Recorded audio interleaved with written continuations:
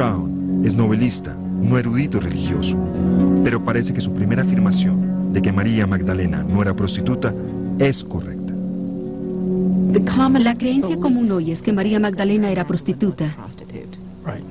Esa creencia común es falsa. No hay fundamento objetivo para esa tradición de largos años de que María Magdalena era prostituta, una mujer de mala reputación.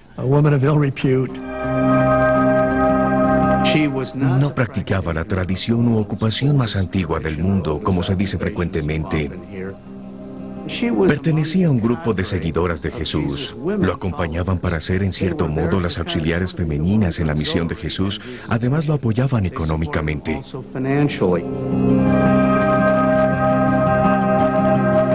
¿Cómo terminó María Magdalena siendo descrita como una prostituta durante casi 2000 años, si no hay evidencia? Una mujer que viaja con un grupo de hombres, ¿qué puede significar? Debe ser prostituta, debe ser promiscua de alguna manera. Esa reputación pudo ser parte de los rumores que circulaban por estas comunidades. Pagels dice que puede haber otra razón. Los evangelios en el Nuevo Testamento representan a María Magdalena, poseída por los demonios y fue salvada por Jesús. E infortunadamente para ella, la presentan inmediatamente después de una historia sobre una prostituta a quien Jesús perdona sus pecados. Pero la presentan claramente y se entiende que no es la mujer de la escena anterior. El hecho de que hubiera tenido un problema de demonios no implica de ninguna manera que María Magdalena fuera sexualmente promiscua. Hay que entender lo que eran los demonios en esa época, no son como en la ciencia ficción. ¿Cómo eran? Básicamente una enfermedad, una dolencia, y como no tenían tecnología ni medicina sofisticada, entonces la atribuían a los demonios, a los espíritus malignos. Expulsar los demonios de su cuerpo básicamente significa que se sanó. Que se curó. Sin embargo, en el año 591, el Papa de la época, Gregorio el Grande, pronunció un importante sermón de Pascua, declarando que María Magdalena y la prostituta sin nombre eran de hecho la misma persona. Con anterioridad al siglo VI no encontramos ninguna conexión cierta entre María Magdalena y la pecadora o María Magdalena y una prostituta. La imprecisión ocurre con Gregorio. Es una circunstancia infortunada.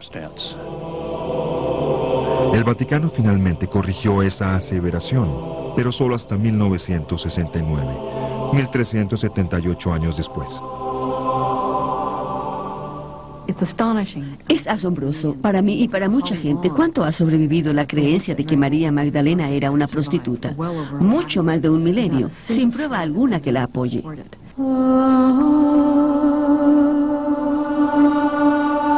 Los eruditos con quienes hablamos dicen que lo más injusto de todo es que se eclipsó información importante que proporciona la Biblia en relación con María Magdalena. María Magdalena es de las santas más importantes de la Iglesia. Es la mujer que con mayor frecuencia se menciona en los evangelios del Nuevo Testamento entre los seguidores de Jesús. Hay 8 listas de grupos de mujeres que viajaban con Jesús y 7 de esas 8 listas están encabezadas por María Magdalena. La Biblia dice que ella estaba al pie de la cruz cuando Jesús murió, al lado de su madre, mientras los hombres, seguidores de Jesús en su mayoría, estaban escondidos. Entre sus amistades y sus discípulos, María Magdalena era la más cercana a él. El padre McBrien cree que María Magdalena hubiera sido reconocida como uno de los principales apóstoles de Jesús, posiblemente el apóstol más sobresaliente si hubiera sido hombre. Cuando Jesús se levantó de entre los muertos, según las narraciones del Nuevo Testamento, en 3 lugares se le apareció a María Magdalena primero. Ella no fue solo un testigo, fue testigo excepcional. Tenía entonces todas las credenciales para ser apóstol. Pero algo de todo esto significa que estaba casada con Jesús.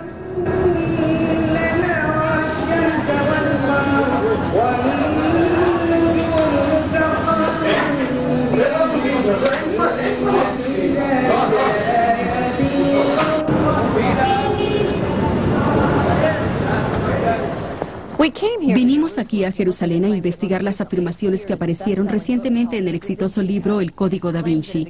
Afirmaciones que han existido durante siglos en leyendas e historias de que Jesús y María Magdalena eran marido y mujer y que quizá tuvieron una hija. No es un tema fácil de abordar. Hay muy poca información de lo que sucedió en este lugar en el siglo I.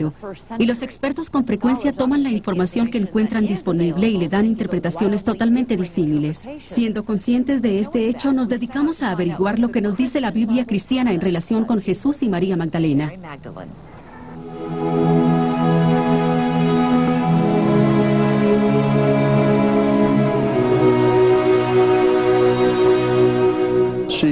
Ella es evidentemente una de las seguidoras más fieles de Jesús desde la condición de ser discípula y seguidora.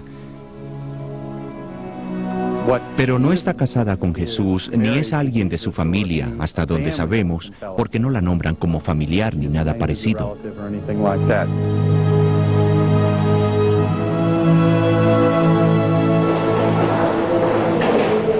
Le preguntamos a la Conferencia Estadounidense de Obispos Católicos la posición de la Iglesia Católica respecto al posible matrimonio de Jesús. Dijeron que no existía doctrina oficial sobre el tema, pero que según opinión de la Iglesia no era casado, porque esta información no aparece en los Evangelios. Ahora, es cierto que la Biblia no dice que Jesús fuera casado, pero tampoco dice que fuera soltero. Les preguntamos a historiadores de todas las tendencias si era posible y oímos una variedad de opiniones.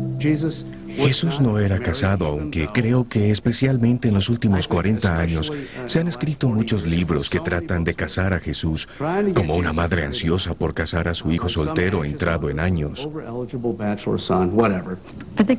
Creo que es totalmente plausible pensar que Jesús pudo casarse. Era una práctica normal para los hombres judíos. También era normal no mencionar que tenía esposa. Hubiera sido inusual que un rabino no se casara, pero el peso de la evidencia que tenemos me sugiere lo contrario, que de hecho era célibe.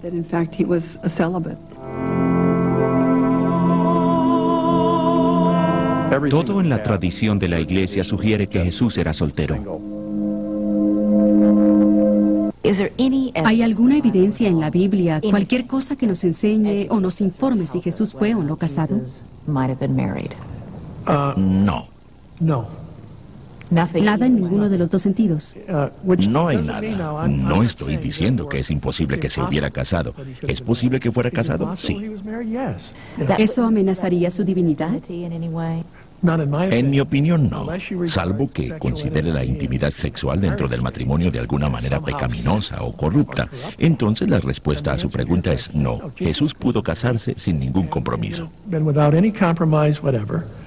Y seguir siendo el Hijo de Dios. Sí, sin comprometer la fe histórica de la Iglesia en él, como verdadero Dios y verdadero humano. Jesús hace muchas cosas que